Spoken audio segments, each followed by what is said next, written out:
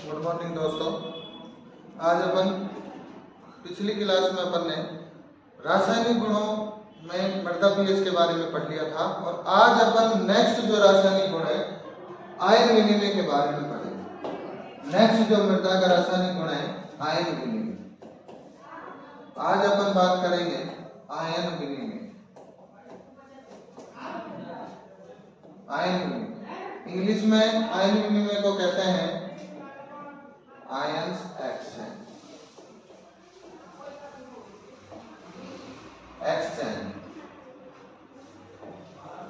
Ion विनिमय को क्या कहते हैं?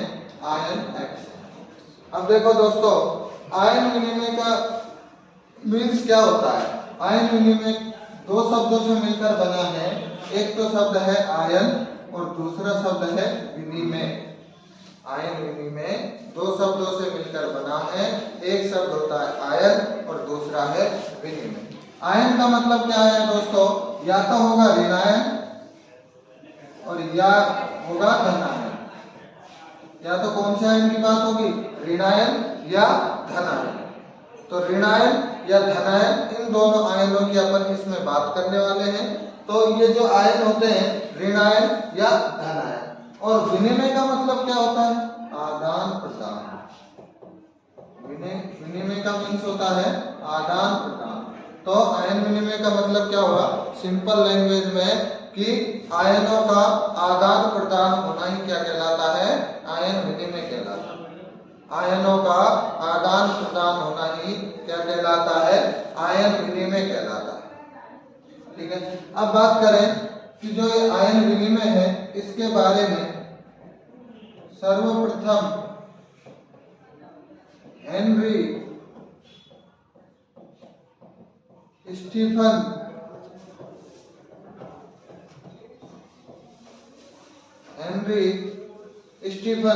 थॉम्सवे ने बताया था।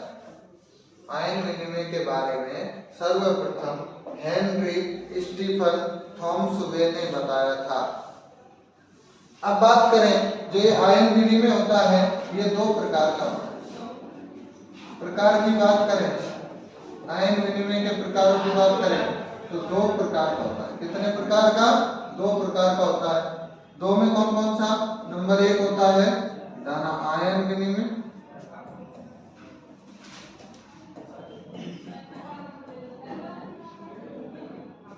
धन आयन विनिमय। और दूसरा होता है ऋण आयन विनिमय।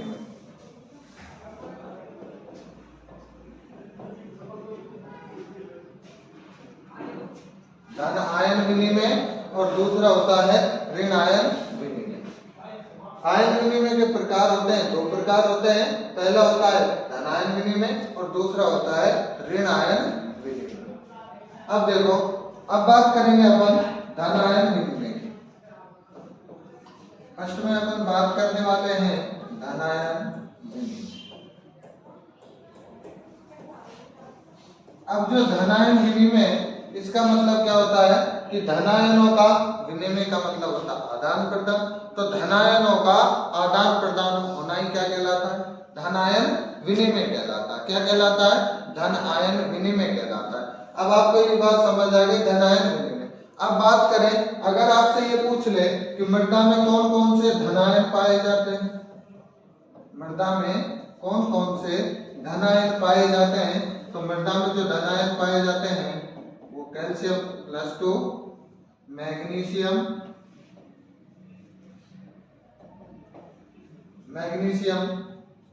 सोडियम, पोटेशियम, एल्युमिनियम और हाइड्रोजन। तो मृदा में कौन कौन से धन आयन पाए जाते हैं? Calcium, magnesium, sodium, potassium, aluminium और हाइड्रोजन। ये मृदा के अंदर धन आयन पाए जाते हैं। इन धन आयनों का आदान प्रदान होना ही क्या कहलाता है? धन आयन विनिमय कहलाता है। क्या कहलाता है? धन आयन विनिमय कहलाता है। अब बात करें कि धन आयन विनिमय को समझेंगे अपन कि धन आयन विनिमय की धन आयन जो होते हैं, धन आयन विनिमय में जो धन आयन होते हैं उनका आदान प्रदान किस तरीके से होता है? मृदा के अंदर उनका आदान प्रदान किस तरीके से होता है उसके बारे में अपन जानेंगे।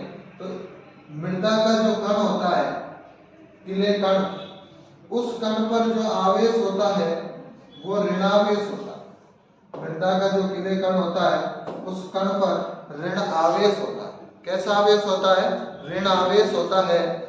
अब जो मृदा का जो ऋण कण है उस पर ऋणावेश होता है, तो ये क्या करेगा? अपनी ओर धन आयनों को आकर्षित करेगा। किसको करेगा? धन आयनों को अपनी ओर क्या करेगा? आकर्षित करेगा। अब एक बात बताइए आप, अगर मृदा के ऊपर जो आवेश है वो धनायन होता तो क्या धनायनों को अपनी ओर आकर्षित करता? नहीं करता। तो क्या करता?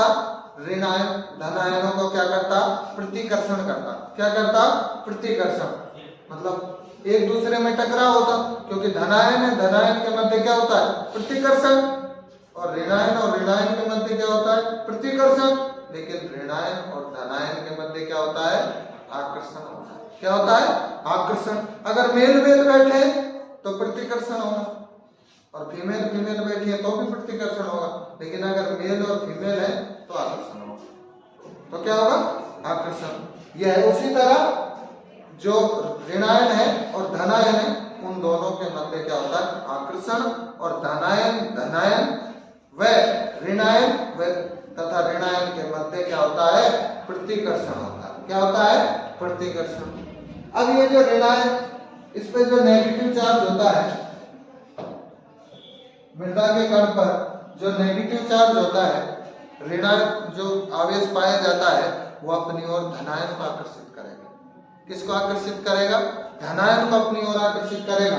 तो ये जो मृदा की जो सतह है, इस पर धनायन आकर अधिशोषित होता है। मानो इस पर सोडियम धनायन आकर अधिशोषित हो गए। सोडियम के धनायन आकर क्या हो गए?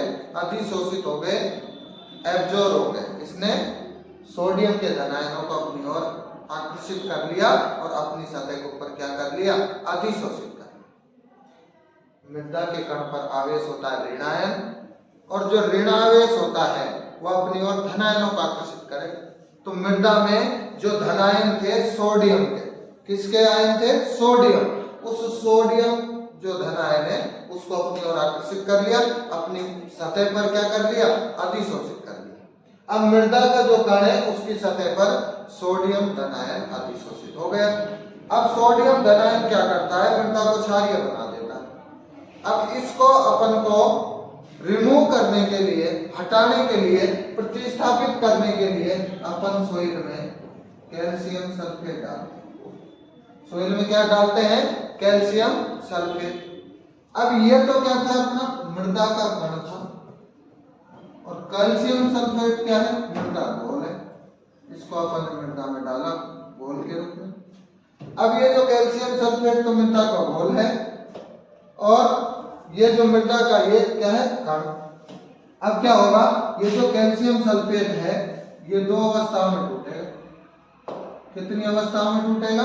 दो अवस्थाओं में टूटेगा।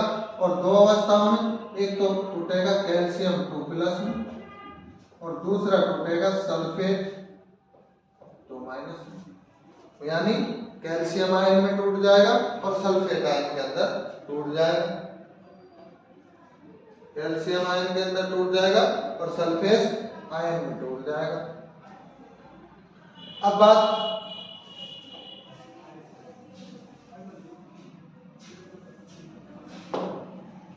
अब देखो बेटा, ये इसमें टूट गया। उसके बाद क्या होगा?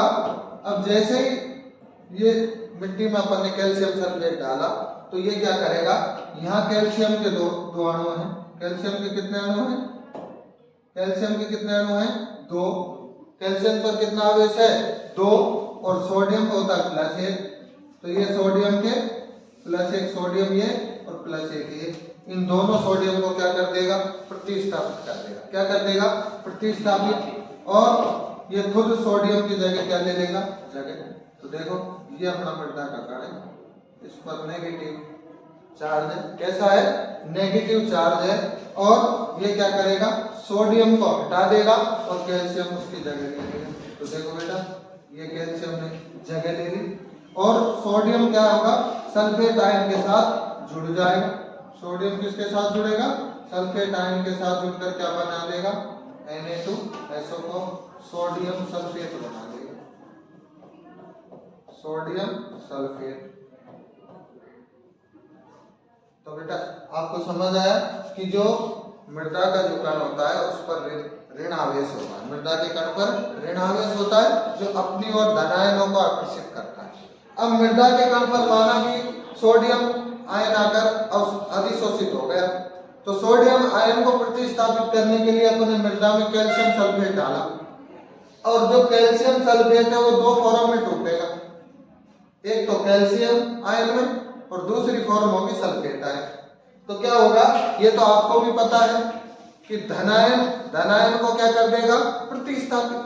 तो ये क्या कर रहा है? ये धन आयन इस धन आयन को क्या कर देगा? प्रतिस्थापित कर देगा कि भाई हर टर्म में आ गए यहाँ से, लात मार के भगा देगा।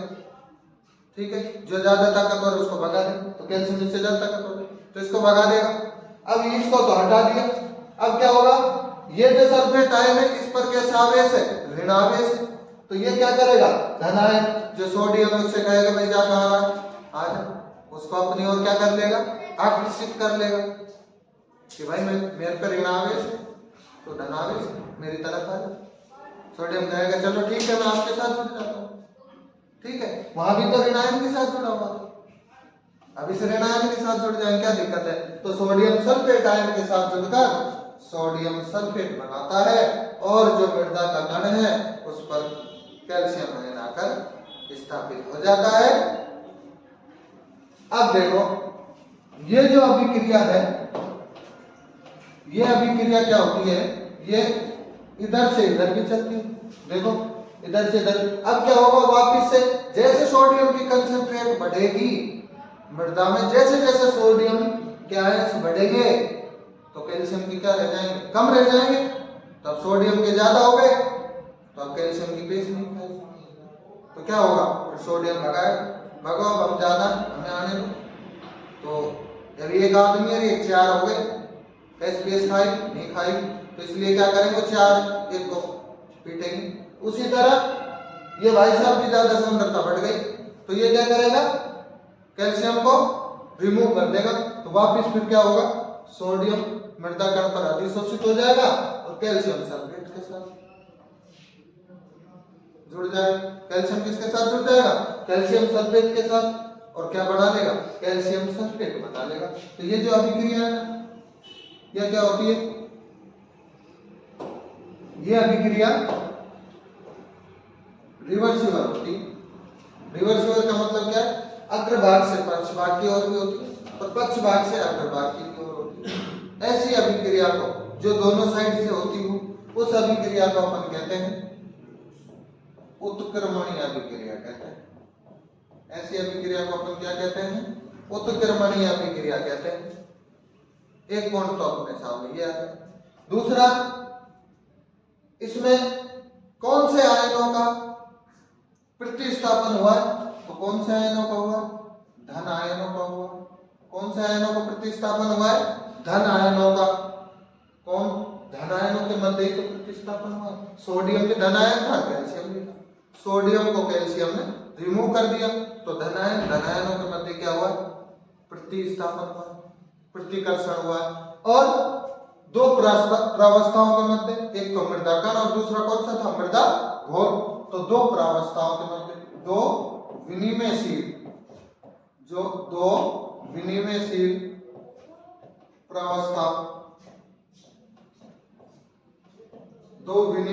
प्रावस्थाओं के मध्य आदान प्रदान हुआ। तो अब इसकी परिभाषा क्या होगी धन आयन विनिमय की? यह एक उत्क्रमणीय अभिक्रिया है। क्या परिभाषा होगी बेटे? यह एक उत्क्रमणीय अभिक्रिया है जिसमें धन आयनों का दो विनिमयशील प्रावस्थाओं के मध्य आदान प्रदान होता है। आदान प्रदान होता है, क्या कहलाता है? धन आयन विनिमय कहलाता है। एक बार और नोट कीजिए, दोबारा बताते क्या होगी परिभाषा। देखिए, यह उत्क्रमणीय अभिक्रिया है जिसमें धन आयनों का दो विनिमयशील प्रावस्थाओं के मध्य आदान प्रदान होना क्या कहलाता है? धन आयन विनिमय कहलाता है। ठीक है स्टूडेंट, धन आयन विनिमय कहलाता है। अब बात करें कि ये जो धन आयन विनिमय है इसे भाषण विनिमय भी कहते हैं, इसे भाषण विनिमय भी कहते हैं। धन आयन विनिमय का जो दूसरा नाम है वो भाषण विनिमय होता है। अब देखो स्टूडेंट्स, इसे भाषण विनिमय क्यों कहते हैं? भाषण को इंग्लिश में बोलते हैं बेस एक्सचेंज, और बेस को क्षार भी कह सकते हैं। भाषण क्या होते हैं? क्षार, क्षारों को भाषण बोला जाता है। अब इसे क्षार विनिमय क्यों कहते हैं? इसका कारण यह है कि जो ये सोइल है इसके अंदर जो धन आयन पाए जाते हैं, कौन कौन से? कैल्शियम, मैग्नीशियम, पोटेशियम,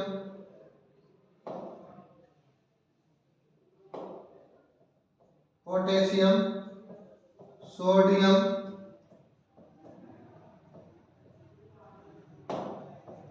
एल्युमिनियम और हाइड्रोजन। मृदा के अंदर जो धन आयन पाए जाते हैं वो पाए जाते हैं calcium, magnesium, potassium, sodium, aluminium और हाइड्रोजन आयन। ये धन आयन मृदा में पाए जाते हैं। अब देखो इन धन आयनों में से जो ये 4 धन आयन होते हैं शुरू वाले, कैल्शियम, मैग्नीशियम, पोटेशियम और सोडियम, ये कैसी प्रकृति के होते हैं? क्षारीय प्रकृति के होते हैं स्टूडेंट्स। मृदा में जो धन आयन पाए जाते हैं उनमें से 4 धन आयन तो क्षारीय प्रकृति के होते हैं। अब ये जो 2 धन आयन बचे ये अम्लीय प्रकृति के होते हैं, ये अम्लीय प्रकृति के होते हैं। तो देखो स्टूडेंट्स, क्या होता है कि जब जो मृदा में जो धन आयन है उनमें से जो ज्यादातर धन आयन है वो कैसी प्रकृति के होते हैं? क्षारीय प्रकृति के होते हैं। इस कारण इसे क्षार विनिमय या भस्म विनिमय कहते हैं। इस कारण धन आयन विनिमय को क्षार विनिमय या भस्म विनिमय कहते हैं। क्यों कहते हैं? क्योंकि मृदा में जो धन आयन पाए जाते हैं वो ज्यादातर क्षारीय प्रकृति के होते हैं। इस कारण इसे धन आयन विनिमय कहते हैं। इस कारण इसे धन आयन विनिमय कहते हैं। अब देखो स्टूडेंट्स, अब अपन बात करें धन आयन विनिमय क्षमता की। ये तो अपन ने धन आयन विनिमय की बात की। अब अपन बात करें धन आयन विनिमय क्षमता की बात करेंगे। धन आयन विनिमय क्षमता इंग्लिश में कहते हैं cation exchange capacity. Cation exchange capacity, धन आयन विनिमय क्षमता, शॉर्ट में इसे CEC भी कहते हैं, CEC भी कहते हैं। अब देखो दोस्तों, धन आयन विनिमय क्षमता क्या होती है? आप जो है आप सभी की क्षमताएं अलग अलग है। कोई तो 2 रोटी खा सकता है, किसी की 2 रोटी खाने की क्षमता है, किसी की 10 रोटी खाने की क्षमता है, किसी की 5 रोटी खाने की क्षमता है। तो सबकी क्षमताएं अलग अलग होती है। उसी प्रकार मृदा की भी धन आयन विनिमय क्षमता होती है। अब धन आयन विनिमय क्षमता का मतलब क्या है कि 1 ग्राम शुष्क मृदा की, 1 ग्राम शुष्क मृदा में उपस्थित धन आयन व उसके समतुल्य आयन को अधिशोषित करने की जो क्षमता होती है उसे क्या कहते हैं? धन आयन विनिमय क्षमता कहते हैं। कि 1 ग्राम जो मृदा है उस मृदा में के द्वारा कितने धन आयनों को अवशोषित किया जाता है, उन धन आयनों को अवशोषित करने की जो क्षमता होती है वो धन आयन विनिमय क्षमता कहलाती है।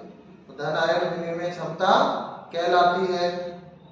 अब बात करें, जो आपसे क्वेश्चन पूछा जाएगा वो ये पूछा जाएगा कि धन आयन विनिमय क्षमता किस पदार्थ की कितनी होती है, कौन से खनिज की धन आयन विनिमय क्षमता कितनी होती है, कौन सी मृदा की धन आयन विनिमय क्षमता कितनी होती है। इस तरीके से आपसे क्वेश्चन पूछा जाएगा। तो आपको जो धनायन विनिमय क्षमता है इसकी पहले अपन बात कर लेंगे इकाई की। धनायन विनिमय क्षमता की इकाई क्या होती है? धनायन विनिमय क्षमता की इकाई होती है सेंटीमोल प्रति केजी। सेंटीमोल प्रति केजी, यानी अपन इसकी परिभाषा भी बता दें आपको, तो क्या होती है? 1 किलोग्राम शुष्क मृदा में उपस्थित धनायन व उसके समतुल्य धनायनों को अधिशोषित करने की क्षमता, शोषित करने की क्षमता धनायन विनिमय क्षमता कहलाती है। यानी 1 किलो जो सूखी मृदा है उस मृदा कितने धनायनों को अपने सतह पर अधिशोषित कर सकती है, वही क्या कहलाती है? धनायन विनिमय क्षमता कहलाती है। और धनायन विनिमय क्षमता की इकाई होती है सेंटीमोल प्रति केजी। सेंटीमोल प्रति केजी होती है। एक इसकी जो दूसरी इकाई होती है, आजकल तो ये काम में ले रहे हैं सेंटीमोल प्रति केजी, तो इससे पहले जो अपन इकाई काम में लेते थे वो लेते थे मैग इक्विवेलेंट प्रति 100 ग्राम। मैग इक्विवेलेंट प्रति 100 ग्राम, ठीक है। मिली तुल्यांक प्रति 100 ग्राम इकाई अपन क्या लेते थे काम में धनायन विनिमय क्षमता को ज्ञात करने के लिए। अब बात करें धनायन विनिमय क्षमता की, तो सर्वाधिक जो धनायन विनिमय क्षमता होती है वो ह्यूमस की होती है। सर्वाधिक धनायन विनिमय क्षमता ह्यूमस की होती है। कितनी होती है? 200 होती है। कितनी होती है? 200। अब उसके बाद बात करें सिलिकेट किले की। सिलिकेट किले, और सिलिकेट किले में बात करें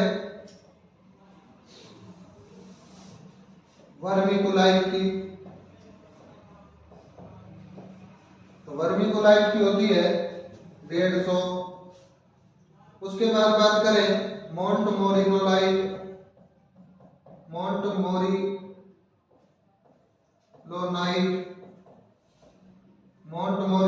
की होती है 100।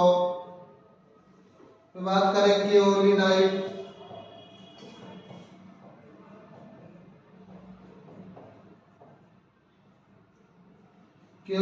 की होती है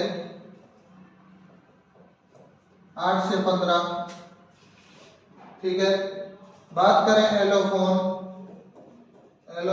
एक खनिज होता है, इसकी होती है 30 से 40। क्लोराइड की बात करें, क्लोराइड की भी होती है 30 से 40, ठीक है। सबसे कम जो धनायन विनिमय क्षमता होती है वो होती है माइका, जिसे अपन अभ्रक कहते हैं। तो माइका अभ्रक की जो होती है वो होती है 0। माइका अभ्रक की जो होती है वो कितनी होती है? 0 होती है, ठीक है। क्ले मृदा की अगर बात करें, क्ले मृदा, तो क्ले मृदा की होती है 15 से 20, ठीक है। तो ये धनायन विनिमय क्षमता होती है। तो सर्वाधिक धनायन विनिमय क्षमता किसकी होती है? ह्यूमस की। और सबसे कम धनायन विनिमय क्षमता होती है माइका या अभ्रक की, वो होती है 0। और सर्वाधिक धनायन विनिमय क्षमता होती है ह्यूमस की, कितनी होती है? 200। उससे कम सिलिकेट क्ले में होती है वर्मिकुलाइट की 150, मोंटमोरिलोलाइट की 100, केओलिनाइट की 8 से 15, एलोफोन की 30 से 40, क्लोराइड की भी 30 से 40 होती है, और माइका की होती है 0। क्ले मृदा की होती है 15 से 20 सेंटीमोल प्रति केजी, ठीक है। तो ये धनायन विनिमय क्षमता होती है। आज के लिए इतना ही। ठीक है, इससे आगे नेक्स्ट क्लास में पढ़ेंगे। Thank you.